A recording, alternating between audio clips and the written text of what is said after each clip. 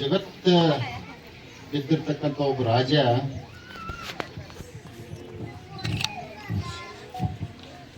ಒಂದು ಬಂಗಾರ ಮತ್ತು ದುಡ್ಡಿನ ಮ್ಯಾಗ ಭಾಳ ಅಮೋಹ ಇರ್ತೈತಿ ಆ ರಾಜನಿಗೆ. ಅವ ಮತ್ತು ಅವನ ಆಪ್ತ ಒಬ್ಬ ಇರ್ತಾನ ಮನುಷ್ಯ. ಆ ಗೆದ್ದಿರ್ತಕ್ಕಂಥ ಏನು ರಾಜರನ್ನ ಗೆದ್ದಿರ್ತಾರಲ್ಲ ಆ ಬೆಳ್ಳಿ ಬಂಗಾರ ಒಂದು ಕಾಡಿನಾಗ ಬಚ್ಚಿಟ್ಟಿರ್ತಾನ. ಬಚ್ಚಿಡುವಂಥ ಸಂದರ್ಭದಾಗ ವಾರಕ್ಕೊಂದ್ಸರ ಅವನ ಆಪ್ತನ ಒಬ್ಬನ ಕರ್ಕೊಂಡು ಹೋಗ್ಯಾವ ಕೀಲಿ ತೆಗದ ಆ ಬೆಳ್ಳಿ ಬಂಗಾರ ಮುಟ್ಟಿ ಭಾಳ ಸಂತೋಷ ಪಡ್ತಿರ್ತಾನ ಆ ರಾಜ. ಹಿಂಗ ಸುಮಾರು ವರ್ಷ ಹೋಗ್ತೈತಿ. ಒಂದು ದಿನ ಆಪ್ತನ್ ಬಿಟ್ಟ ರಾಜ ಒಬ್ಬ ಹೋಗ್ಬಿಡ್ತಾನ. ಕೀಲಿ ತೆಗಿತಾನು, ಒಳಗೆ ಹೋಗ್ತಾನು, ಎಲ್ಲ ನೋಡ್ತಾನು. ರಾಜ ಹೋದದ ಆಪ್ತ ಗೊತ್ತಿರಂಗಿಲ್ಲ. ಆಪ್ತ ಅಲ್ಲಿ ಬರ್ತಾನ. ಆ ಸಂದರ್ಭದಲ್ಲಿ ಕೀಲಿ ಯಾರು ತೆಗೆದು ಬಿಟ್ಟಾರ ತಿಳ್ಕೊಂಡ ಆ ಬಾಗ್ಲ ಹಾಕೊಂಡ ಕೀಲಿ ಹಾಕೊಂಡು ಬಂದ್ಬಿಡ್ತಾನ.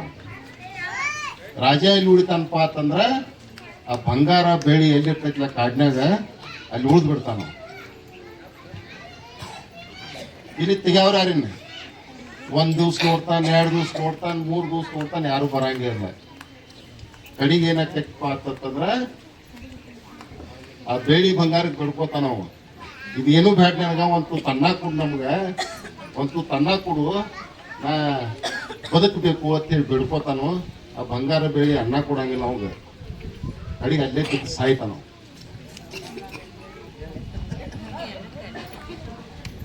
ಅದಕ್ಕೆ ಇವತ್ತ ಒಂದು ಅರ್ಥ ಮಾಡ್ಕೋಬೇಕು. ಈ ನಮ್ಮ ದಲಿತರ ಕೇರಿದೆ ಇವತ್ತ ಮುಗುಳ್ಕೋಡ್ ಮಠ ಪರಮ ಪೂಜೆ ಎಲ್ಲಾ ಲಿಂಗ ಸ್ವಾಮಿಗಳನ್ನ ತಾವು ನೋಡಿದಿರಿ. ಇವತ್ತು ನೀವು ಯಾವತ್ತು ಮಠಕ್ಕೆ ಹೋಗ್ತಿರ್ಲ ಅವತ್ತು ಒಂದು ತುತ್ತ ಆ ಮಠದಾಗ ಅನ್ನ ಸಿಗ್ತೈತಿ.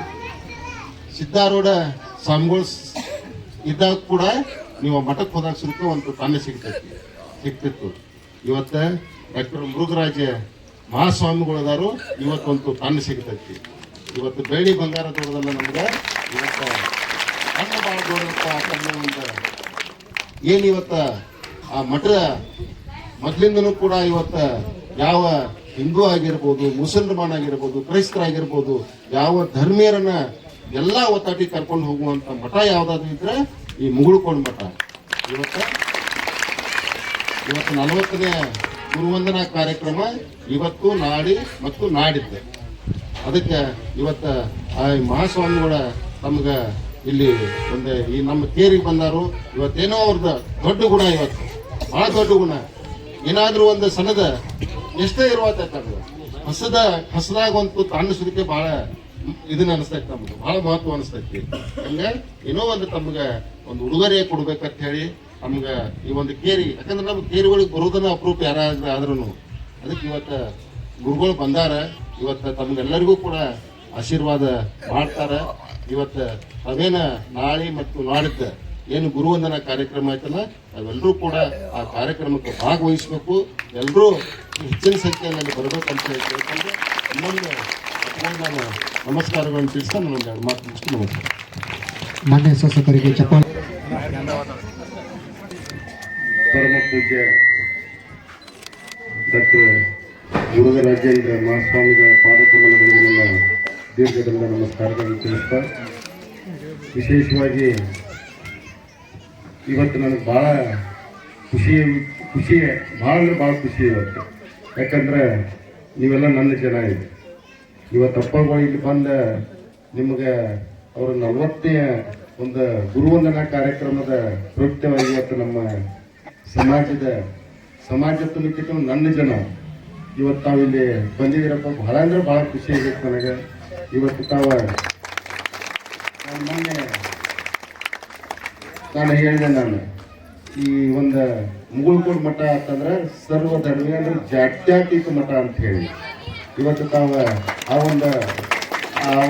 ಅವತ್ತು ಹೇಳಿದೆ. ತಾವು ಇವತ್ತು ಬಂದ್ರಿ, ನನಗೆ ಭಾಳ ಅಂದ್ರೆ ಭಾಳ ಖುಷಿ. ನಮ್ಮ ಜನರ ಕಡೆ ಬಂದದಕ್ಕೆ ಇವತ್ತು ಅಪ್ಪುಗಳ ಇವತ್ತು 40ನೇ ಗುರುವಂದನಾ ಕಾರ್ಯಕ್ರಮ ಮಾಡ್ತಾ ಇದ್ದಾರೆ.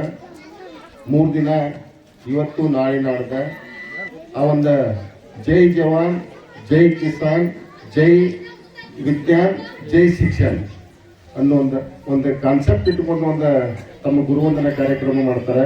ಜೈ ಶಿಕ್ಷಣ ಅಂದ್ರೆ ಏನಪ್ಪಾ ಅಂತಂದ್ರೆ ಇವತ್ತ ಯಾವ ಕುಟುಂಬದಲ್ಲಿ ಅಕ್ಷರ ಜ್ಞಾನ ಇಲ್ಲಲ್ಲ, ಯಾವ ಕುಟುಂಬದಲ್ಲಿ ಹೇಳಿ ನೋಡೋಣ, ಅದು ನಮ್ಮ ಕುಟುಂಬದಲ್ಲೇನೇ ಇಲ್ಲ, ನಮ್ಮ ಸಮಾಜದಲ್ಲೇ ಇಲ್ಲ.